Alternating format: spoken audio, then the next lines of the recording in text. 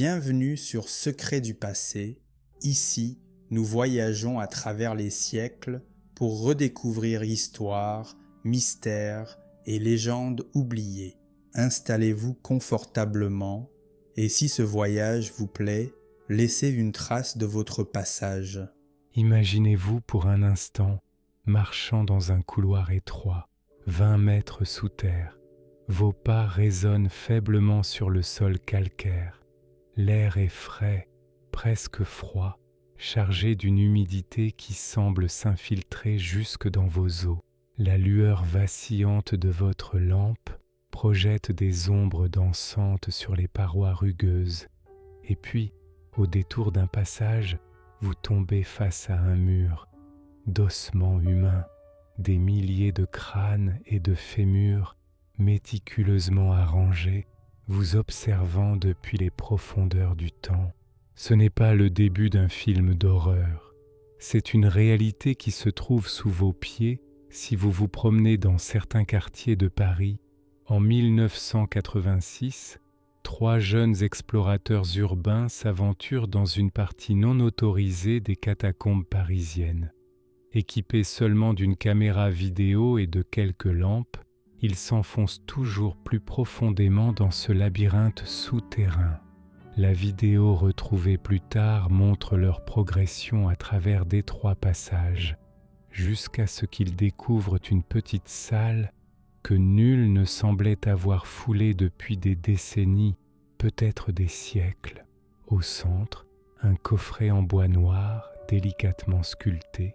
À l'intérieur, un parchemin portant ces simples mots: le secret repose avec les morts qui parlent encore. La vidéo s'interrompt brutalement. Les 3 explorateurs sont ressortis vivants, mais ont catégoriquement refusé de révéler l'emplacement de cette salle mystérieuse, prétendant que certains secrets devaient rester enfouis. Cette anecdote, bien que fascinante, n'est qu'une des innombrables énigmes qui peuplent l'empire des morts de Paris.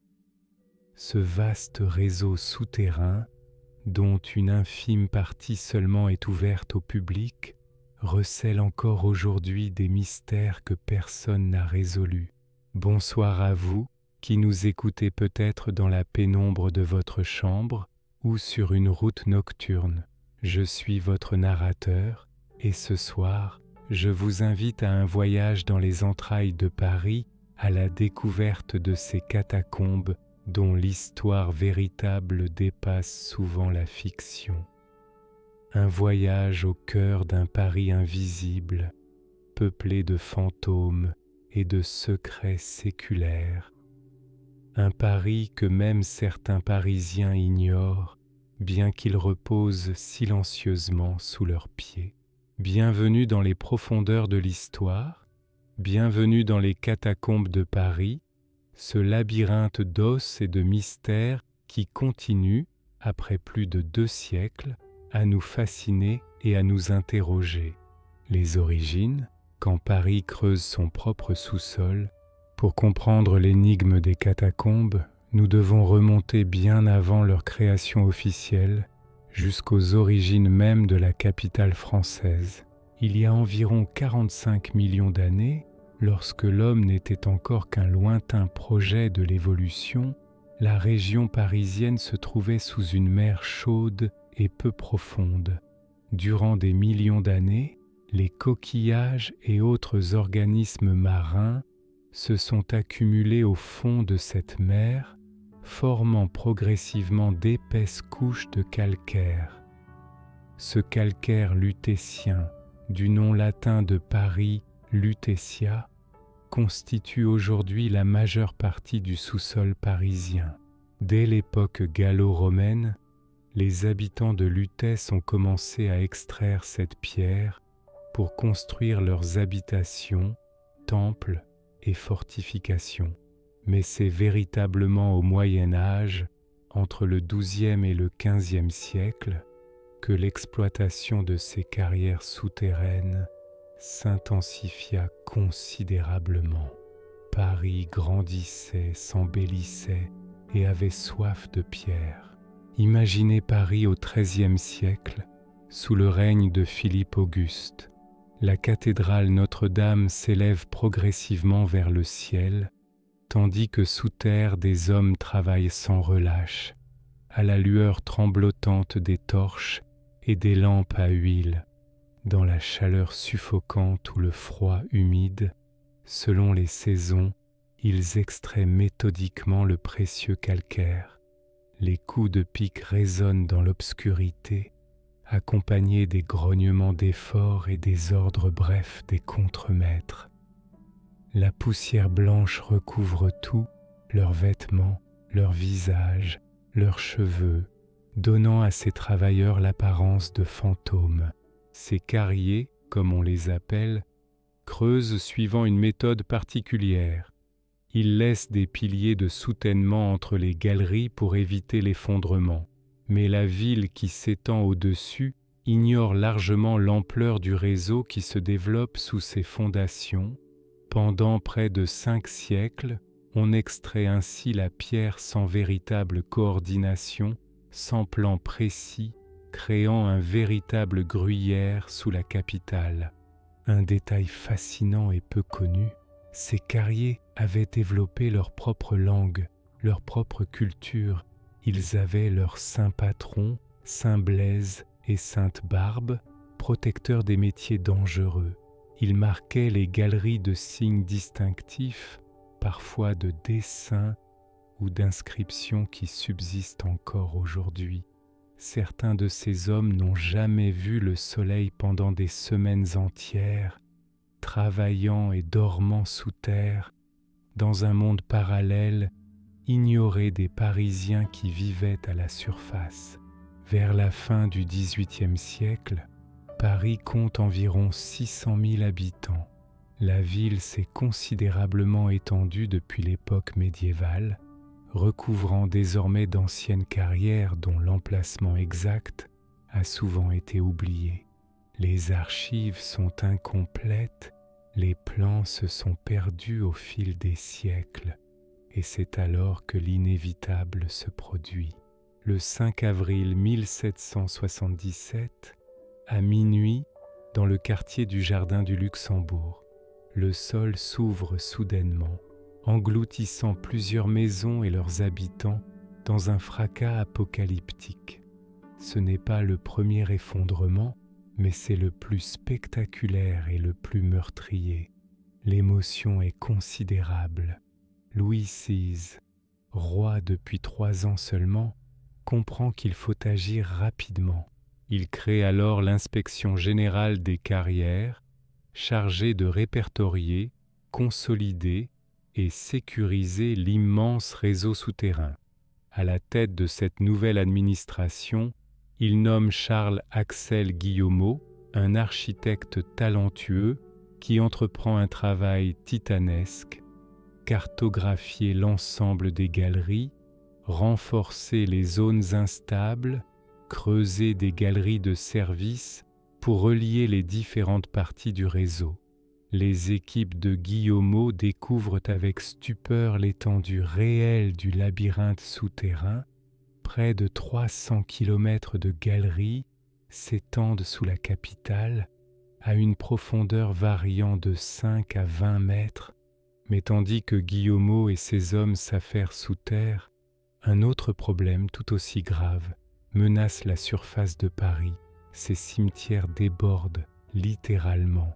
La crise des cimetières, quand les morts envahissent les vivants. Paris, fin du XVIIIe siècle. La ville est sale, surpeuplée, insalubre.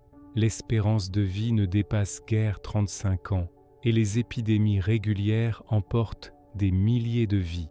Le principal cimetière de la capitale, le cimetière des Innocents, situé en plein cœur de la ville, près des actuelles halles, existe depuis plus de 10 siècles.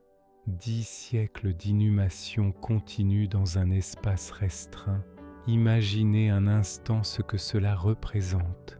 On estime qu'entre 2 et 3 millions de Parisiens y ont été enterrés depuis l'époque mérovingienne. Pour gagner de la place, on pratique depuis longtemps l'exhumation des anciennes sépultures. Les ossements sont alors entreposés dans des charniers, sortes de galeries à arcades qui entourent le cimetière. Mais ces charniers aussi sont pleins à craquer. La situation devient critique dans les années 1780. Les riverains se plaignent d'odeurs pestilentielles. Le vin tourne dans les caves voisines, la viande se gâte plus vite chez les bouchers du quartier, des cas d'empoisonnement sont signalés. Ce que l'on ne sait pas encore précisément mais que l'on commence à soupçonner, c'est que les corps en décomposition contaminent les nappes phréatiques et l'air environnant. Et puis, un jour de 1780, l'horreur, le plancher d'une cave s'effondre sous le poids des corps empilés dans une fosse commune adjacente. Des cadavres en décomposition se déversent dans la cave d'un malheureux propriétaire. L'incident fait scandale et précipite la décision qui était en discussion depuis plusieurs années déjà. Fermer définitivement le cimetière des Innocents et tous les autres cimetières intramuros. Mais que faire des millions d'ossements qui s'y trouvent? C'est là qu'intervient une idée aussi macabre que pragmatique, utiliser les anciennes carrières, désormais consolidées et sécurisées, pour y transférer tous ces restes humains. Les carrières sous la tombe Issoire, au sud de Paris, sont choisies pour devenir ce qui sera plus tard connu sous le nom de catacombes. Le transfert commence en 1786, toujours de nuit pour éviter d'effrayer la population. Imaginez ces processions funèbres, ces charrettes recouvertes de draps noirs, escortées par des prêtres récitant des prières, traversant les rues désertes de Paris à la lueur des torches. Pendant 2 années entières, chaque nuit, les ossements sont transportés depuis les cimetières jusqu'aux carrières du sud de Paris. Les travailleurs chargés de cette funèbre besogne racontent des histoires étranges, bruits inexplicables, ombres furtives, sensation d'être observés. La superstition va bon train et certains refusent de descendre dans les galeries, persuadés que les âmes des défunts hantent désormais ces lieux. Une anecdote particulièrement troublante nous est parvenue grâce aux écrits d'un certain François Poulet, contremaître chargé de superviser les transferts en 1787. Il rapporte qu'une nuit de novembre, alors que ces hommes déchargeaient une charrette particulièrement chargée, un crâne roula jusqu'à ses pieds. À la lueur de sa lanterne, il crut voir des larmes de sang couler des orbites vides. Terrorisé, il s'enfuit, abandonnant son poste. Le lendemain, honteux, il revint sur les lieux, mais ne retrouva jamais le crâne en question. Simple hallucination due à la fatigue ou phénomène inexpliqué, nul ne le saura jamais. Mais ce type de récit contribua grandement à forger la réputation sinistre des catacombes naissantes. Une fois transférés, les ossements ne sont pas simplement jetés en vrac dans les galeries, sous la direction de Louis-Étienne Héricard de Thury, qui prend la tête de l'inspection des carrières en 1810, un véritable travail d'aménagement est entrepris. Les os sont triés par type et arrangés de façon artistique. Des murs de tibia et de fémur sont ponctués de rangées de crânes, formant des motifs macabres mais étrangement harmonieux.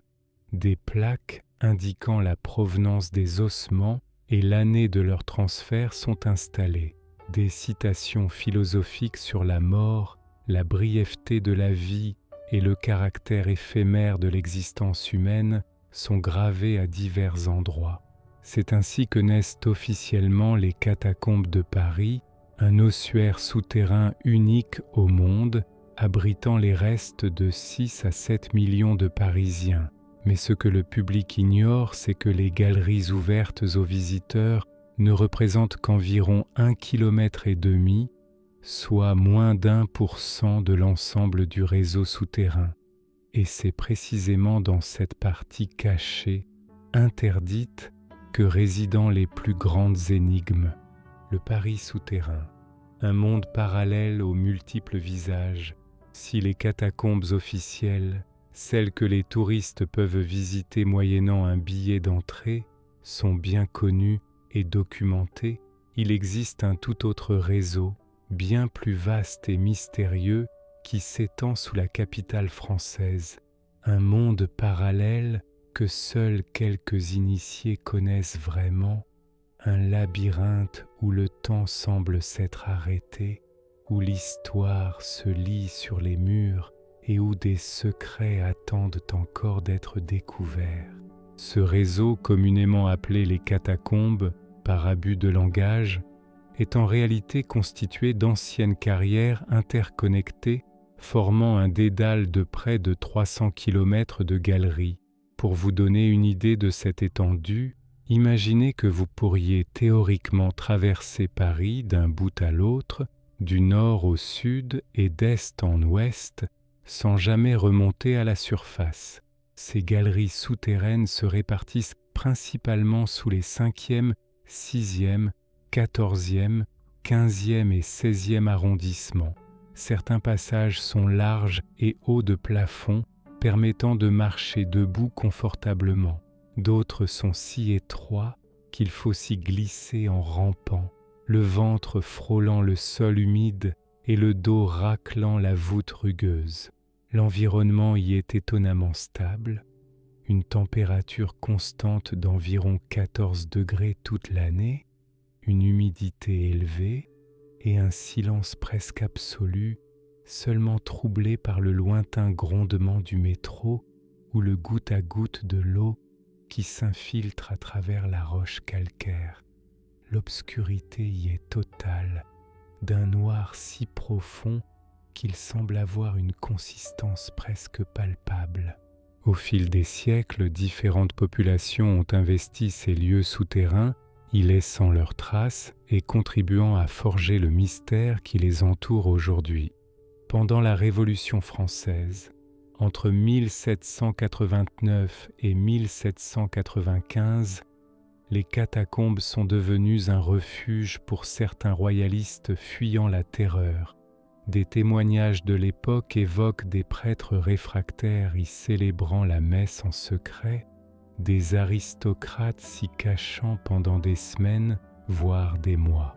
Certains y auraient même établi de véritables habitations souterraines avec mobilier et provisions.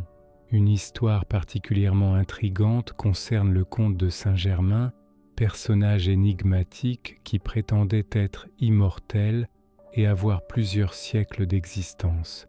Selon certains récits de l'époque, il aurait disparu en 1784, fuyant ses créanciers, pour réapparaître mystérieusement en 1797, prétendant avoir passé ses années caché dans un sanctuaire secret au cœur des carrières parisiennes, où il aurait poursuivi ses expériences alchimiques, pure légende ou part de vérité.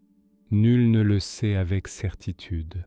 Pendant l'occupation allemande, durant la Seconde Guerre mondiale, entre 1940 et 1944, les catacombes ont joué un rôle crucial pour la résistance française. Des sections entières du réseau ont servi de cache d'armes, de lieux de réunion ou de voies de passage sécurisées pour les résistants. Les Allemands, peu familiers avec la topographie souterraine de Paris, évitaient généralement ces lieux qu'ils jugeaient dangereux et propices aux embuscades. Un résistant nommé Marcel Reymann a raconté après la guerre comment son groupe utilisait une entrée discrète dans une cave du quartier latin pour accéder aux galeries. Ils avaient établi un système de repères et de marques sur les parois, invisibles pour les non-initiés, leur permettant de naviguer dans ce labyrinthe et de retrouver leur cache. Sous terre, nous étions libres, écrivait-il dans ses mémoires. C'était le seul endroit de Paris où l'occupant n'osait pas vraiment s'aventurer. Un épisode particulièrement audacieux de cette période concerne l'installation d'une imprimerie clandestine dans une salle spacieuse située sous le Panthéon. Pendant près d'1 an, des tracts appelant à la résistance furent imprimés là, à quelques mètres seulement, d'un poste de commandement allemand. Le bruit de la presse était couvert par celui du métro tout proche, et le papier ainsi que l'encre étaient acheminés par petites quantités via différentes entrées du réseau. Cette imprimerie ne fut jamais découverte par les Allemands et continua à fonctionner jusqu'à la libération de Paris. Mais les catacombes ont aussi leur part d'ombre et de mystère, alimentées par des découvertes macabres ou inexpliquées au fil des années. En 1975, des ouvriers travaillant sur une canalisation dans le quartier de Montparnasse percent accidentellement la voûte d'une galerie inconnue. En y descendant, ils découvrent avec stupeur une petite pièce aménagée contenant un fauteuil, une table, des livres et un squelette assis, comme figé dans une pose de lecture éternelle. Aucune identification n'a jamais pu être établie et l'âge des ossements n'a pas été déterminé avec précision. Qui était cet homme ou cette femme? Comment s'est-il retrouvé là? Est-il mort accidentellement, piégé par un éboulement, ou s'agit-il d'un suicide? Le mystère reste entier. Plus récemment, en 2008, une équipe de la police spécialisée dans l'exploration des catacombes a découvert, dans une galerie particulièrement difficile d'accès sous le 14e arrondissement, une installation étrange, un projecteur de cinéma des années 50, fonctionnel connecté à un groupe électrogène, pointant vers un mur blanchi à la chaux, à proximité des bobines de films expérimentaux datant des années 60 et des chaises pliantes.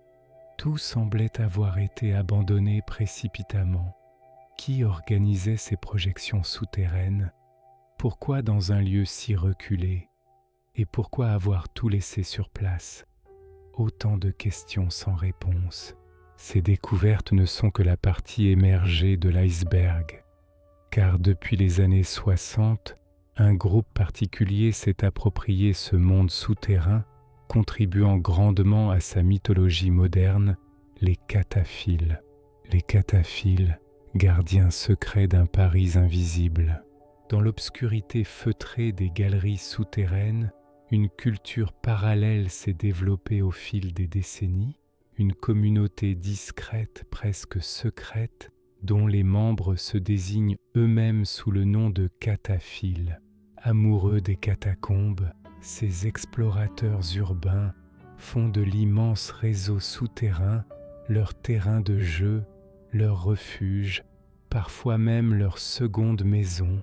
L'histoire des cataphiles commence véritablement dans les années 60, lorsque des étudiants parisiens, souvent issus des beaux-arts ou d'écoles d'architecture, redécouvrent ces espaces abandonnés et commencent à les explorer systématiquement. Ce mouvement prend de l'ampleur dans les années 70 et 80, parallèlement à l'émergence d'une contre-culture urbaine. Explorer les catacombes devient alors un acte de rébellion, une façon de s'approprier la ville autrement, de découvrir ses aspects cachés et interdits, car il faut le préciser, hormis la section officielle ouverte au public, l'accès aux carrières souterraines de Paris est strictement interdit depuis un arrêté préfectoral de 1955. L'infraction est passible d'une amende de 60 €, un montant relativement modeste qui n'a jamais vraiment dissuadé les passionnés. Les cataphiles ne forment pas un groupe homogène. On y trouve des profils très variés, étudiants, artistes, photographes, historiens amateurs, ingénieurs, mais aussi de simples curieux ou amateurs de sensations fortes. Certains ne descendent qu'occasionnellement pour quelques heures d'exploration. D'autres y passent plusieurs jours d'affilée, organisant de véritables expéditions souterraines avec campement. Parmi eux, une hiérarchie tacite s'est établie au fil du temps. Les novices, parfois appelés avec dédain touristes par les plus expérimentés, se contentent de suivre les parcours balisés et connus. Les cataphiles confirmés, eux, connaissent des passages secrets, des salles reculées que seuls quelques initiés ont visitées. Et puis il y a les anciens, ceux qui fréquentent les souterrains depuis des décennies et dont la connaissance du réseau est presque légendaire. Un de ces anciens, connu sous le pseudonyme de Mara, tous les cataphiles utilisent des pseudonymes pour préserver leur anonymat, a accepté de me parler sous couvert d'anonymat. Âgé d'une 60aine d'années aujourd'hui, il explore les catacombes depuis 1975. Quand j'ai commencé, il n'y avait presque personne là-dessous, raconte-t-il avec une pointe de nostalgie. On pouvait passer des jours entiers sans croiser âme qui vive. Aujourd'hui, certaines zones sont presque aussi fréquentées qu'un jardin public le dimanche. Mara m'explique que l'accès aux catacombes se fait généralement par des chatières, des puits verticaux dissimulés dans la ville. Certains se trouvent dans des égouts, d'autres dans des parkings souterrains, des caves d'immeubles, ou même des bouches du métro désaffectées. Ces entrées sont jalousement gardées secrètes par les cataphiles, qui craignent leur condamnation par les autorités si elles devenaient trop connues. Dès qu'une entrée devient populaire, la police la mure, confirme Mara. C'est un jeu du chat et de la souris permanent. Ils ferment, nous rouvrons ailleurs ou nous trouvons un autre chemin. Au fil des décennies, les cataphiles ont développé leur propre code, leur propre tradition. Ils ont donné des noms aux différentes salles et galeries, créant une géographie parallèle qui n'apparaît sur aucune carte officielle. La plage, une salle au sol sablonneux, la bibliothèque où des livres sont échangés librement, le cellier où l'on trouve parfois des bouteilles de vin, le bunker allemand, vestige présumé de l'occupation. Ils ont également leurs rituels. Par exemple, la tradition veut qu'un nouveau venu reçoive un baptême consistant à boire une gorgée d'eau recueillie dans une des nombreuses fontaines souterraines. Ces sources, souvent anciennes et oubliées, sont réputées pour la pureté de leur eau, filtrée naturellement par les couches de calcaire. Mais au-delà de ces aspects folkloriques, les cataphiles ont apporté une contribution significative à la connaissance et à la préservation de ce patrimoine souterrain.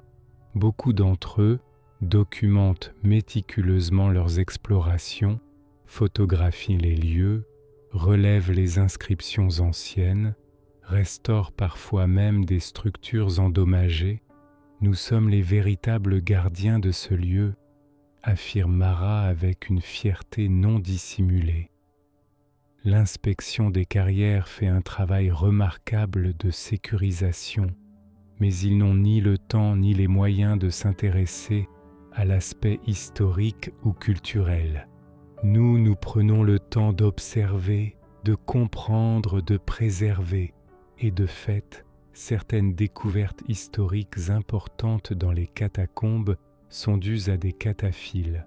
En 1986, un groupe d'explorateurs a ainsi mis au jour une série d'abris anti-aériens datant de la Seconde Guerre mondiale, parfaitement conservés, avec leur signalétique d'origine et même quelques objets abandonnés. En 2003, c'est un fragment de fresque médiévale qui a été découvert dans une galerie proche de l'ancien couvent des Carmélites, probablement un vestige d'une crypte disparue.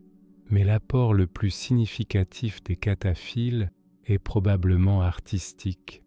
Depuis les années 70, les catacombes sont devenues un extraordinaire musée souterrain où des générations d'artistes ont laissé leur empreinte, graffiti, sculpture, installation.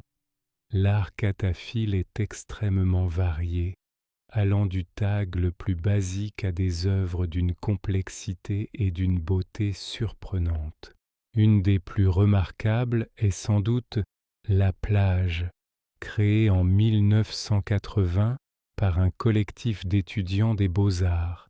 Dans une vaste salle située sous le 15e arrondissement, ils ont aménagé une plage souterraine avec du vrai sable importé sac par sac, une fresque murale représentant l'océan et même des chaises longues et des parasols.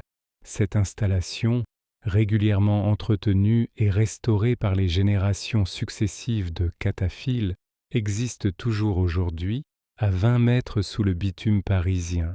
Plus impressionnante encore est la salle des chaos, découverte par hasard en 1995. Dans cette grande cavité naturelle, dont l'existence n'était pas répertoriée sur les plans officiels, un artiste anonyme a passé près de 2 ans à sculpter les parois calcaires, créant une série de figures fantastiques émergeant de la roche. Le travail est d'une telle qualité que des spécialistes de l'art, invités secrètement à l'observer, ont évoqué un Michel-Ange souterrain. Mais toutes ces merveilles cachées ont leur revers, car les catacombes, malgré leur beauté et leur intérêt historique indéniable, restent un environnement dangereux.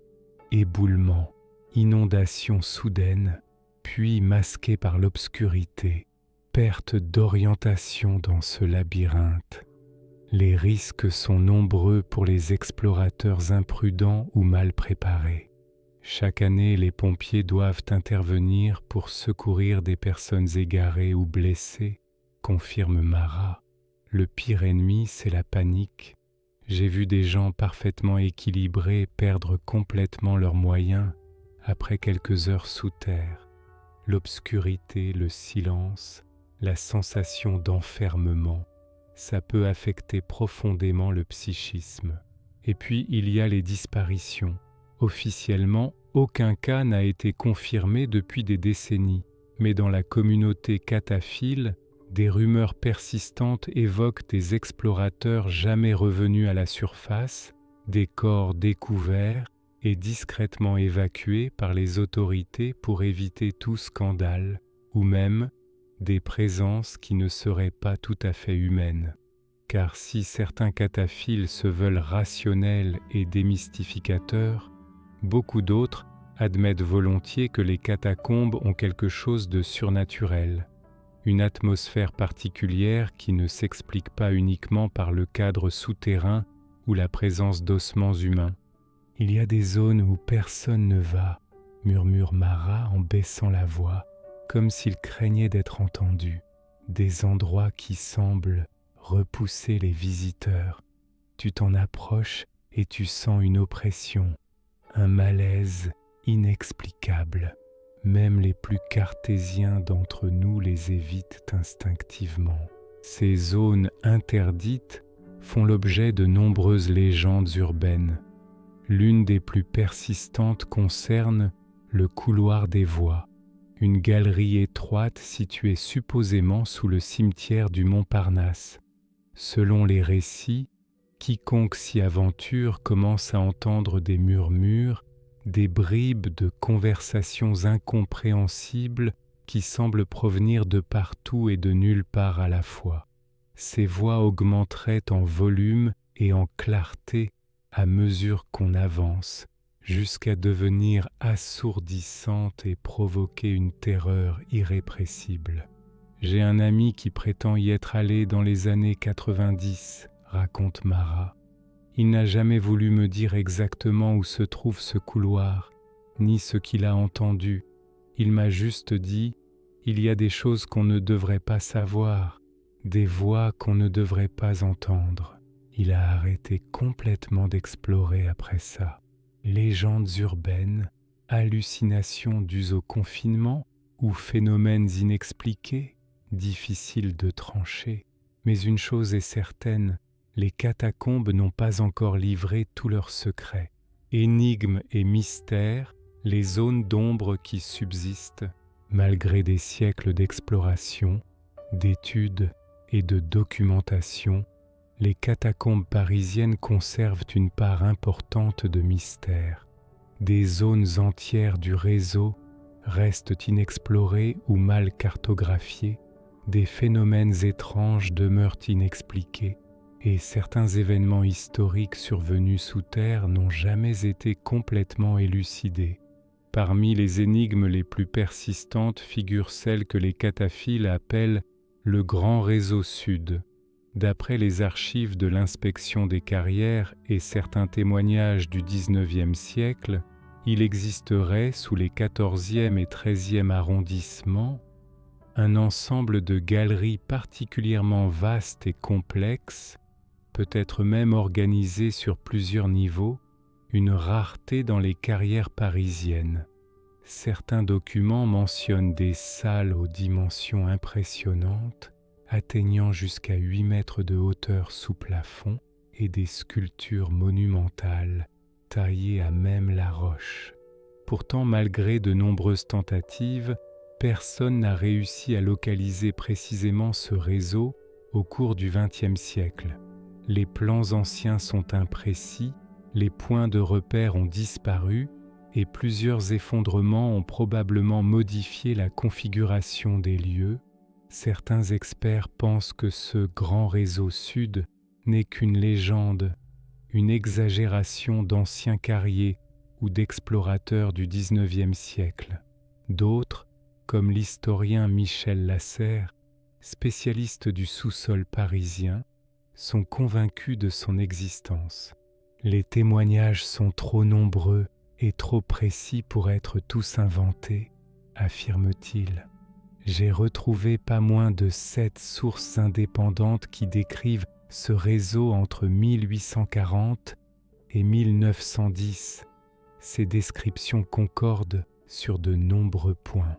L'ampleur exceptionnelle des galeries, les sculptures et surtout une salle circulaire où aurait été gravée une mystérieuse carte stellaire. Cette fameuse salle des étoiles, comme l'appellent les cataphiles, fait l'objet de recherches passionnées depuis des décennies.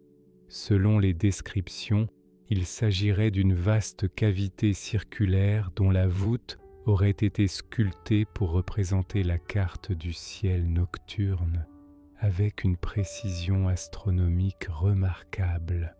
Au centre de la salle se trouverait une colonne calcaire sur laquelle seraient gravés des symboles énigmatiques que certains associent à l'alchimie ou à la franc-maçonnerie.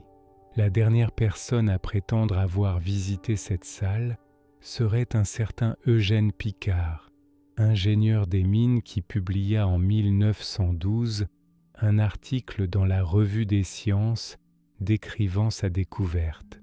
Mais Picard mourut quelques mois plus tard dans un accident de train sans avoir jamais révélé l'emplacement exact de cette salle.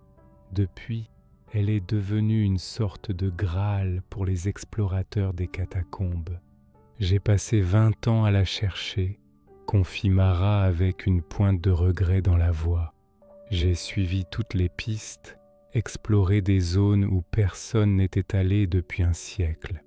Mais soit elle n'existe pas, soit elle a été rendue inaccessible par des éboulements, soit quelqu'un veut qu'elle reste cachée.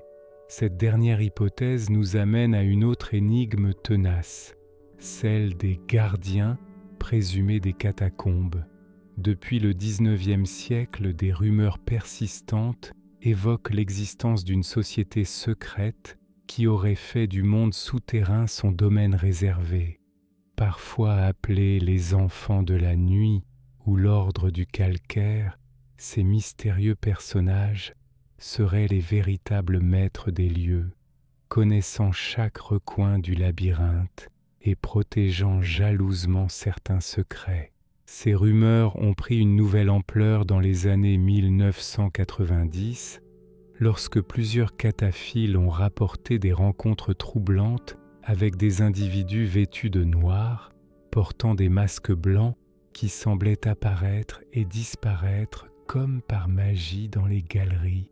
Ces hommes en noir auraient intimé l'ordre aux explorateurs de faire demi-tour, parfois en les menaçant, d'autres fois en leur offrant simplement de l'argent pour qu'ils renoncent à poursuivre leur route. La police des catacombes, officiellement appelée Service d'inspection des carrières souterraines, a toujours démenti l'existence de tels individus, suggérant qu'il s'agissait probablement d'autres cataphiles déguisés, cherchant à mystifier leur père ou à protéger leur lieu de prédilection de l'afflux de nouveaux venus. Pourtant, même des officiers de cette unité spéciale ont parfois rapporté des événements étranges. En 1996, une patrouille de 3 agents, explorant une zone peu fréquentée sous le cimetière du Père-Lachaise, a ainsi découvert une salle aménagée contenant une table en pierre, 7 chaises disposées en cercle, et au centre, les restes encore chauds d'un feu. Sur les murs étaient peints d'étranges symboles rappelant à la fois l'hébreu ancien et certains idéogrammes chinois. Selon leur rapport, alors qu'ils examinaient les lieux, ils entendirent distinctement des pas et des voix provenant d'une galerie adjacente. En s'y rendant, ils ne trouvèrent personne, mais constatèrent que le sol humide portait des traces de pas fraîches qui s'arrêtaient brusquement au milieu du couloir, comme si leur propriétaire s'était volatilisé. L'affaire fut classée comme inexpliquée et la salle en question, lorsqu'une équipe y retourna une semaine plus tard, avait été entièrement vidée, ne laissant aucune preuve de ce que les agents avaient vu. Plus récemment, en 2015, un groupe de 4 étudiants qui exploraient les galeries sous le jardin du Luxembourg a rapporté avoir été suivis pendant plusieurs heures par ce qu'ils ont d'abord pris pour un autre cataphile. L'individu restait toujours à la limite de leur champ de vision, visible uniquement comme une silhouette sombre qui disparaissait dès qu'ils tentaient de s'en approcher. Pensant à une plaisanterie, ils ont fini par l'interpeller. C'est alors que la silhouette se serait avancée dans la lumière de leur lampe, révélant non pas un visage humain, mais ce qui leur a semblé être un crâne aux orbites luisantes. Terrifiés, les étudiants ont fui, se perdant dans leur panique, avant d'être finalement secourus par d'autres explorateurs. Leur récit, publié sur un forum dédié aux catacombes, a été accueilli avec scepticisme par la communauté, beaucoup suggérant une hallucination collective ou une mauvaise blague. Pourtant, les 4 jeunes gens maintiennent leur version des faits, et l'un d'eux a même abandonné ses études pour se consacrer à la recherche de ce qu'il appelle les habitants originels des catacombes. Ces anecdotes troublantes sont peut-être simplement le fruit de l'imagination, amplifiées par l'atmosphère particulière des lieux, mais elles s'inscrivent dans une longue tradition de phénomènes inexpliqués associés aux catacombes. L'un des plus documentés concerne les lumières errantes, de mystérieuses lueurs bleuâtres aperçues dans certaines galeries, principalement sous le quartier de Montparnasse. Ces lumières, décrites comme des sphères lumineuses de la taille d'une balle de tennis, se déplaceraient lentement le long des parois, s'arrêtant parfois avant de repartir dans une autre direction. Ce phénomène, observé depuis au moins le début du XXe siècle, a fait l'objet de plusieurs tentatives d'explication scientifique. Gaz naturel s'échappant de fissures et s'enflammant spontanément, bioluminescence due à certains champignons, ou même reflets de lumières extérieures captées et déformées par les cristaux de calcite présents dans la roche. Aucune de ces théories n'a cependant été définitivement prouvée, et le comportement erratique de ces lumières, qui semblent parfois réagir à la présence humaine, continue d'intriguer scientifiques et cataphiles. Plus sinistre est l'énigme de la salle rouge, évoquée pour la première fois dans un rapport confidentiel de la préfecture de police datant de 1964. Selon ce document, déclassifié seulement en 2001, une patrouille aurait découvert, dans une zone particulièrement profonde et isolée du réseau, une salle aux murs entièrement peints en rouge vif. Au centre se trouvait une table de pierre sur laquelle reposaient divers objets, un calice en argent, un poignard à la lame noircie et ce qui semblait être un petit livre relié en cuir.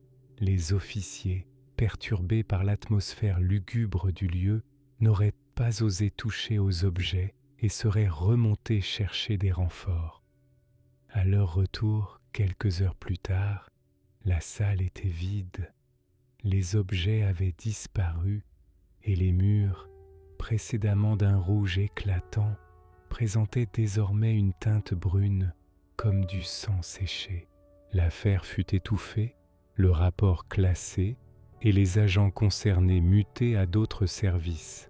La raison officielle invoquée était la crainte d'alimenter des rumeurs sur d'éventuelles pratiques sataniques dans les catacombes, à une époque où Paris connaissait déjà plusieurs affaires de profanation de cimetières.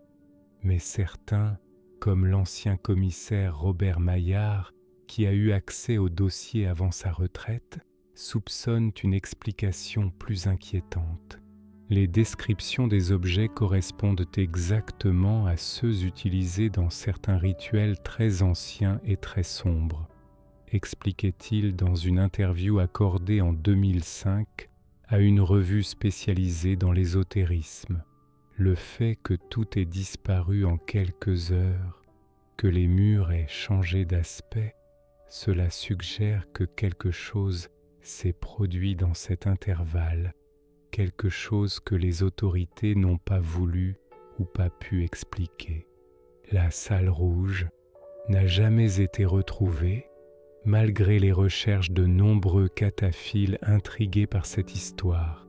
Certains pensent qu'elle a été délibérément murée par les autorités, d'autres qu'elle n'a jamais existé, le rapport étant peut-être une élaboration fictive créée pour tester la réaction des services de police face à l'inexplicable.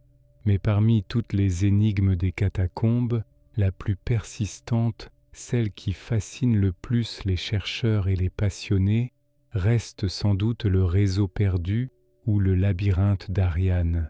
Selon plusieurs sources historiques, dont les mémoires du marquis de Saint-Hilaire publiées en 1832, il existerait sous Paris un réseau de galeries artificielles bien plus ancien que les carrières médiévales.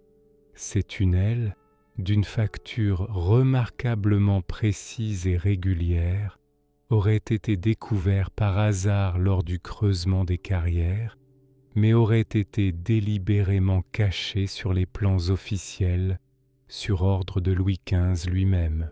Saint-Hilaire, qui prétendait avoir visité personnellement une partie de ce réseau en compagnie d'un ingénieur des mines nommé Beaumont, le décrivait ainsi: « Ces galeries ne ressemblent en rien aux carrières ordinaires. Elles sont parfaitement rectilignes, de section carrée, et leurs parois portent des inscriptions en une langue que même les plus érudits de nos orientalistes n'ont pu déchiffrer. Elles semblent former un immense labyrinthe dont le centre serait marqué par une salle circulaire où se dresse une colonne de pierre noire qui n'est pas du calcaire local. » Le marquis évoquait également d'étranges propriétés acoustiques. À certains endroits précis de ce réseau, le moindre murmure se transformerait en un écho puissant, tandis qu'à d'autres, même le cri le plus fort serait complètement absorbé, créant un silence surnaturel. Cette description a été longtemps considérée comme une pure invention romanesque, typique de l'imagination débordante des auteurs du XIXe siècle. Mais en 1978, Lors de travaux d'extension de la ligne 13 du métro parisien, les ouvriers ont effectivement mis au jour un tunnel ne correspondant à aucun plan connu. Ce passage, d'une section presque parfaitement carrée, s'enfonçait profondément sous la Seine avant d'être bloqué par un éboulement. Sur ses parois, des signes géométriques étaient gravés à intervalles réguliers.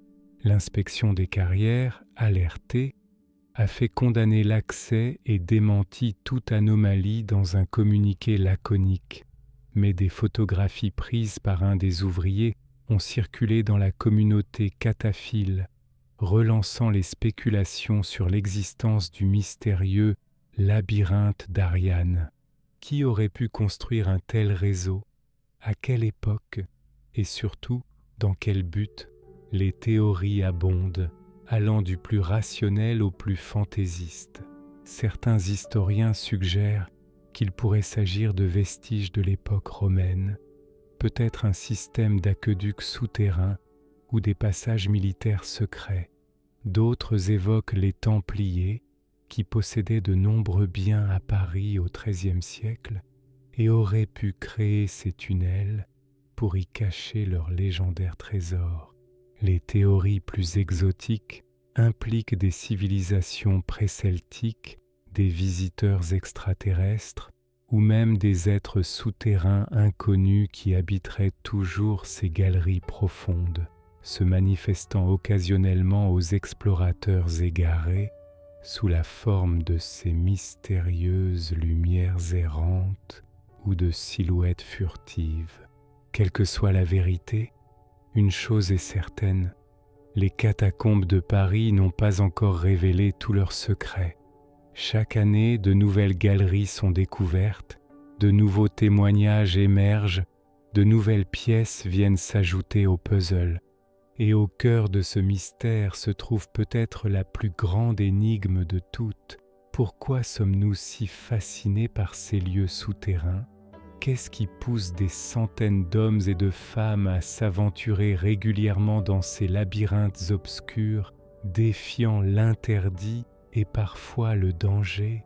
Est-ce simplement la soif d'aventure, le désir d'explorer l'inconnu, ou quelque chose de plus profond, de plus primordial? Le monde d'en dessous, ce que les catacombes nous révèlent sur nous-mêmes, au-delà des faits historiques, des légendes urbaines et des mystères non résolus, les catacombes de Paris nous invitent à une réflexion plus profonde sur notre rapport à la mort, à l'obscurité, à ce qui se cache sous la surface des choses. Elles sont un miroir souterrain qui nous renvoie, peut-être, à nos propres ténèbres intérieures. Car descendre dans les catacombes, c'est aussi effectuer une forme de voyage initiatique, une descente symbolique vers ce qui est enfoui, caché, refoulé. Les cataphiles expérimentés le confirment. On ne ressort jamais tout à fait le même après une longue exploration souterraine. La première fois que j'ai passé plus de 24 heures sous terre, j'ai vécu une expérience presque mystique, témoigne Sylvie, cataphile depuis 15 ans. À un moment, seul dans une galerie, j'ai éteint ma lampe et j'ai expérimenté l'obscurité totale, absolue. C'est quelque chose que nous ne connaissons presque jamais à la surface. Et dans cette obscurité, j'ai eu l'impression de me dissoudre, de perdre les limites de mon corps. C'était à la fois terrifiant et profondément libérateur. Cette expérience de dissolution du moi, dans l'obscurité souterraine, a été décrite par de nombreux explorateurs à travers les siècles. Elle rappelle étrangement certains états de conscience modifiés, recherchés dans diverses traditions spirituelles, des transes chamaniques aux exercices de méditation profonde. Le psychologue Carl Gustav Jung, qui s'est beaucoup intéressé au symbolisme des espaces souterrains, y voyait une manifestation de ce qu'il appelait la descente dans l'inconscient. Pour lui, les cavernes, mines et autres espaces chtoniens représentaient dans les rêves et les mythes un voyage vers les couches profondes de la psyché, là où résident les archétypes et les contenus refoulés de l'inconscient collectif. Vu sous cet angle, l'attrait qu'exercent les catacombes sur tant de personnes pourrait être compris comme une forme moderne de quête initiatique, un besoin de renouer avec des expériences primordiales que notre société hyper éclairée, hyper sécurisée et hyper surveillée ne permet plus guère. Sous terre, tu es confronté à des peurs ancestrales, la peur du noir, la peur de se perdre, la peur d'être écrasé, la peur des morts, explique Marc, un autre cataphile chevronné. Mais si tu les surmontes, tu accèdes à une forme de liberté que tu ne trouveras nulle part ailleurs dans notre monde moderne. Là-dessous, pas de caméra, pas de GPS, pas de contrôle social. Tu es vraiment livré à toi-même, à tes ressources, à ton courage. Cette liberté est d'autant plus précieuse qu'elle se fait rare dans nos sociétés contemporaines. Les catacombes représentent peut-être l'un des derniers espaces d'aventure véritables, accessibles sans voyager à l'autre bout du monde. Une frontière intérieure à explorer pour ceux qui étouffent dans le cadre trop prévisible de la vie urbaine moderne. Mais les catacombes nous confrontent aussi, de façon très directe, à notre mortalité. Les millions d'ossements qui y reposent ne sont pas de simples objets macabres, ils sont les vestiges tangibles de vie qui furent aussi réelles, aussi complexes, aussi précieuses que les nôtres. En parcourant les galeries de l'ossuaire officiel, où les crânes nous fixent de leurs orbites vides, c'est notre propre finitude que nous contemplons. Arrête-toi, qui que tu sois, et regarde combien nous sommes, qui étions comme toi, et serons bientôt oubliés comme si nous n'avions jamais existé. Cette inscription, gravée à l'entrée de l'ossuaire officiel, résume parfaitement la méditation sur la vanité de l'existence que proposent les catacombes.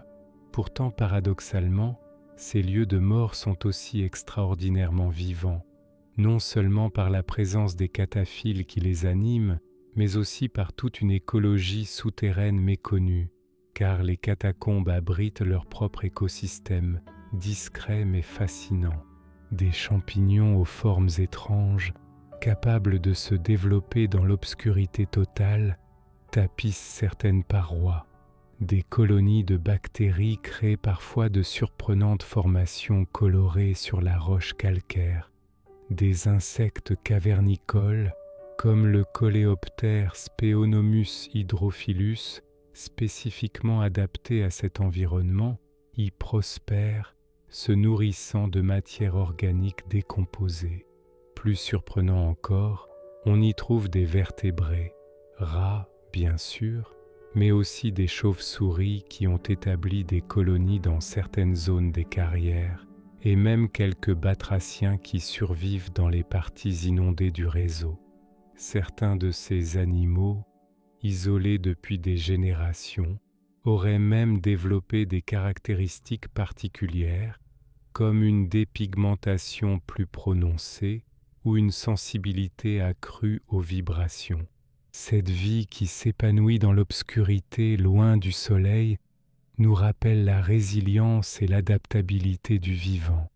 Elle nous enseigne que même dans les environnements les plus hostiles en apparence, la vie trouve son chemin.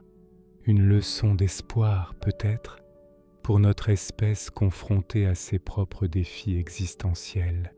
Les catacombes nous parlent aussi de temps, de durée, d'histoire.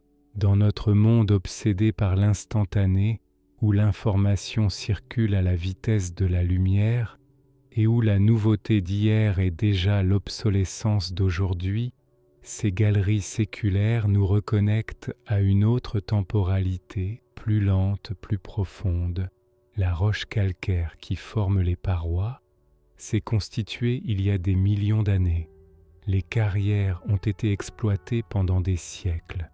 Les ossements qui y reposent sont ceux de personnes décédées il y a plusieurs centaines d'années, et les graffitis qu'on y trouve forment une étonnante stratigraphie culturelle. Aux signatures des carriers du XVIIIe siècle se superposent celles des révolutionnaires, puis des romantiques du XIXe, des résistants de la Seconde Guerre mondiale, des situationnistes des années 60 jusqu'aux tags contemporains. Parcourir les catacombes, c'est ainsi traverser littéralement les couches du temps, faire l'expérience physique de la profondeur historique de Paris, c'est comprendre dans sa chair que la ville ne se limite pas à sa surface visible, à son présent immédiat, mais qu'elle est aussi constituée de tout ce passé qui continue d'exister invisiblement sous nos pas. Cette dimension temporelle explique sans doute pourquoi tant d'artistes, d'écrivains et de penseurs ont été fascinés par les catacombes au fil des siècles. Victor Hugo y situe plusieurs scènes des Misérables. Gaston Leroux y fait évoluer son fantôme de l'opéra. Plus près de nous, l'écrivain Patrick Modiano y place des épisodes clés de ses romans hantés par la mémoire et l'oubli. Les catacombes sont devenues un puissant symbole culturel, un lieu métaphorique où s'explorent les thèmes de la mémoire enfouie, des secrets du passé, de ce qui se cache sous la surface lisse de la modernité. Elles incarnent ce que l'urbaniste et philosophe Henri Lefebvre appelait l'inconscient de la ville, cette part d'ombre nécessaire à toute lumière. Mais au-delà de ces considérations philosophiques, les catacombes posent aussi des questions très concrètes sur notre rapport au patrimoine, à la préservation de la mémoire et à la gestion des espaces urbains. Comment concilier la légitime curiosité du public pour ces lieux fascinants avec la nécessité de les protéger? Comment préserver leur authenticité tout en assurant la sécurité des visiteurs? Faut-il ouvrir davantage de sections au public ou, au contraire, renforcer les restrictions d'accès pour préserver le mystère et l'intégrité des lieux? Ces questions divisent aussi bien les autorités que la communauté cataphile. Certains militent pour une ouverture plus large, argumentant que ce patrimoine unique appartient à tous et devrait être accessible au plus grand nombre. D'autres craignent qu'une affluence touristique excessive ne dénature irrémédiablement l'atmosphère si particulière des lieux et n'accélère leur dégradation. Car les catacombes, malgré leur apparente immuabilité, sont un écosystème fragile.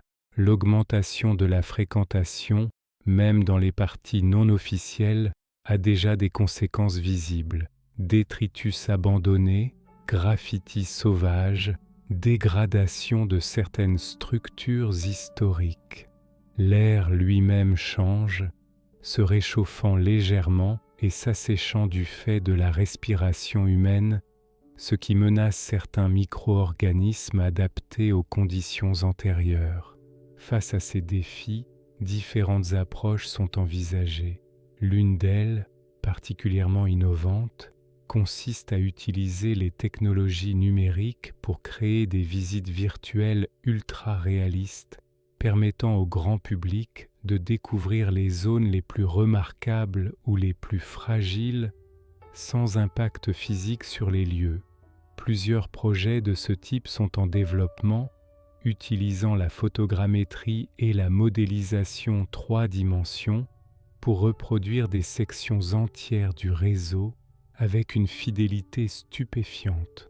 Une autre piste explorée par certains chercheurs et cataphiles est la création d'un statut spécial pour les parties les plus significatives du réseau non officiel qui permettrait une forme d'accès régulé sous la conduite de guides formés et agréés. Ce modèle, inspiré de ce qui se fait dans certaines grottes préhistoriques ou sites archéologiques sensibles, vise à trouver un équilibre entre ouverture et préservation. Mais quelle que soit l'approche adoptée, une chose est certaine, les catacombes de Paris continueront longtemps à nous fasciner, à nous interroger, à nourrir notre imaginaire collectif, car elles touchent à quelque chose de profondément humain, notre besoin de mystère, notre quête de sens face à la mort, notre désir d'explorer l'inconnu, notre tension entre la lumière de la raison et l'obscurité de l'irrationnel. Dans un monde de plus en plus numérisé, virtuel, désincarné, elles nous offrent une expérience radicalement physique, concrète, sensorielle. Dans une époque obsédée par la transparence et la visibilité, elles nous rappellent la valeur de l'ombre, du cachet, du secret. Dans une société qui tend à refouler la mort et à célébrer une jeunesse éternelle illusoire, elles nous confrontent à notre finitude avec une franchise brutale mais salutaire. Les catacombes sont ainsi bien plus qu'un simple lieu historique ou touristique. Elles sont un espace de questionnement existentiel, un laboratoire où s'explorent nos peurs et nos fascinations les plus profondes, un miroir souterrain qui nous renvoie notre propre image, avec ses zones de lumière et ses parts d'ombre. Ce que les profondeurs nous enseignent, nous voici arrivés au terme de notre voyage dans les entrailles de Paris, de notre exploration des mystères et des énigmes qui peuplent ces galeries souterraines. Que pouvons-nous retenir de cette plongée dans l'obscurité? Peut-être, avant tout, que notre monde ne se limite pas à sa surface visible, à ce qui s'offre immédiatement à nos sens. Sous nos pieds, sous le bitume et le béton de nos villes modernes, sous les fondations apparemment solides de notre civilisation, s'étendent des profondeurs insoupçonnées, des espaces secrets où le temps s'écoule différemment, où d'autres règles s'appliquent.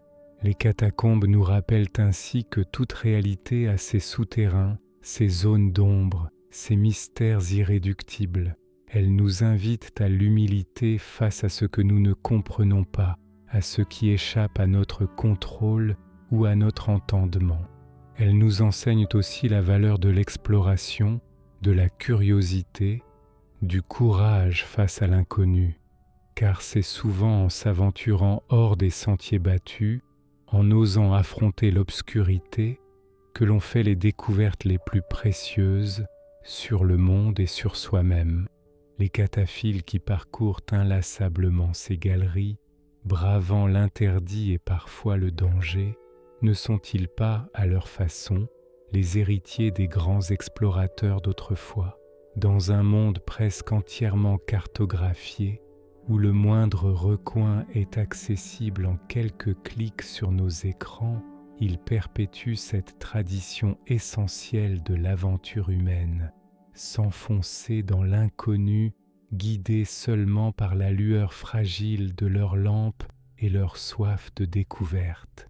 Mais les catacombes nous parlent aussi de notre rapport à la mort, cette grande énigme qui attend chacun d'entre nous, dans ces galeries où les ossements de millions de Parisiens sont exposés, arrangés parfois avec un sens artistique macabre, nous sommes confrontés sans phare à notre condition de mortels. Ce que vous êtes, nous l'étions, ce que nous sommes, vous le serez. Cette inscription funéraire traditionnelle, que l'on retrouve gravée à plusieurs endroits dans l'ossuaire officiel, résume parfaitement cette leçon d'humilité et de fraternité par-delà le temps que nous offrent les catacombes. Car ces crânes anonymes qui nous fixent de leurs orbites vides ont appartenu à des hommes et des femmes qui ont aimé, souffert, espéré, exactement comme nous.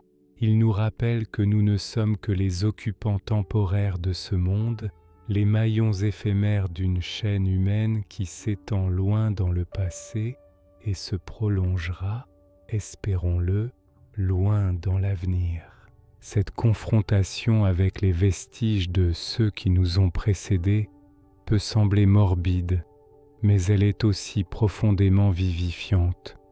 En nous rappelant la brièveté de notre passage sur terre, elle nous invite à vivre plus intensément, plus authentiquement, à ne pas remettre à demain ce qui donne sens à notre existence. Enfin, les catacombes nous enseignent peut-être la plus précieuse des leçons, celle de la complexité du réel. Dans ces galeries où se côtoient l'histoire et la légende, la science et le mystère, la vie et la mort, nous faisons l'expérience d'un monde qui résiste aux catégorisations simplistes, aux explications réductrices. Les catacombes ne sont ni simplement un lieu historique, ni seulement un espace de transgression, ni uniquement un site macabre ou mystique. Elles sont tout cela à la fois, et bien plus encore. Elles nous rappellent que la réalité est toujours plus riche, plus nuancée, plus mystérieuse que nos tentatives pour la définir ou la contrôler. Dans notre époque qui tend parfois à la polarisation, à la simplification excessive, à l'enfermement dans des certitudes confortables mais limitantes, cette leçon de complexité est particulièrement précieuse. Elle nous invite à rester ouverts, curieux, tolérants face à la diversité des expériences et des interprétations du monde. Car si les catacombes peuvent être explorées de 1000 manières différentes par l'historien qui y étudie les techniques d'extraction de la pierre, par l'artiste qui s'inspire de leur ambiance unique, par le cataphile en quête d'aventure, par le méditatif en recherche d'une expérience intérieure profonde, aucune de ces approches n'épuise leur mystère, aucune n'est plus vraie ou plus légitime que les autres. C'est peut-être là que réside l'énigme que personne n'a résolue, évoquée dans le titre de notre exploration. Non pas dans tel passage secret jamais découvert ou tel phénomène inexpliqué, mais dans cette résistance même des catacombes à toute explication définitive, à toute appropriation exclusive. Leur mystère ultime est peut-être précisément leur capacité à demeurer mystérieuse malgré les siècles d'exploration, d'études et de fréquentation. Alors que nous remontons symboliquement vers la surface, laissant derrière nous l'obscurité des galeries souterraines pour retrouver la lumière du jour, emportons avec nous cette sagesse des profondeurs. Le monde est plus vaste, plus ancien, plus mystérieux que nos conceptions limitées, et c'est précisément ce qui fait sa beauté et sa valeur. Les catacombes de Paris continueront longtemps encore à fasciner, à questionner, à inspirer. Leurs galeries obscures accueilleront de nouvelles générations d'explorateurs, certains guidés par la science, d'autres par l'art, d'autres encore par la simple soif d'aventure. De nouvelles légendes naîtront peut-être, de nouveaux mystères émergeront, tandis que d'anciens secrets seront révélés. Car si une chose est certaine dans ce monde souterrain d'incertitude, c'est que les catacombes sont un livre jamais terminé, une histoire toujours en train de s'écrire, un dialogue permanent entre le passé et le présent, entre les morts et les vivants, entre ce qui est connu et ce qui reste à découvrir. Et vous qui m'avez accompagné dans cette exploration nocturne, vous qui avez partagé ces heures d'immersion dans les mystères souterrains de Paris, peut-être rêverez-vous cette nuit de galeries obscures, d'ossements séculaires et de passages secrets. Peut-être entendrez-vous dans cet état entre veille et sommeil l'écho lointain des carriers du Moyen-Âge, les murmures des révolutionnaires cachés ou le bruissement des pas des cataphiles contemporains. Si ces images vous visitent, ne les repoussez pas. Accueillez-les comme un cadeau des profondeurs, comme une invitation à explorer vos propres zones d'ombre, vos propres mystères intérieurs. Car les véritables catacombes, celles qui recèlent les secrets les plus précieux, les énigmes les plus fascinantes, ne sont peut-être pas tant sous nos pieds que dans les profondeurs de notre être. Sur ces dernières pensées, je vous laisse remonter vers la lumière, enrichi, je l'espère, par ce voyage dans l'obscurité. Les catacombes sont là, sous Paris, immobiles et patientes. Elles attendront toujours, car elles ont le temps, tout le temps du monde. Note finale. Ce récit mêle faits historiques avérés et éléments romancés pour créer une narration immersive. Si les grandes lignes de l'histoire des catacombes de Paris sont fidèles à la réalité historique, leur origine comme carrière, le transfert des ossements à la fin du XVIIIe siècle, l'existence de la communauté cataphile, certaines anecdotes, témoignages et phénomènes évoqués relèvent de la fiction narrative ou des légendes urbaines dans l'esprit du format demandé. Les catacombes officielles sont ouvertes au public et peuvent être visitées légalement, mais l'exploration du reste du réseau est strictement interdite et potentiellement dangereuse.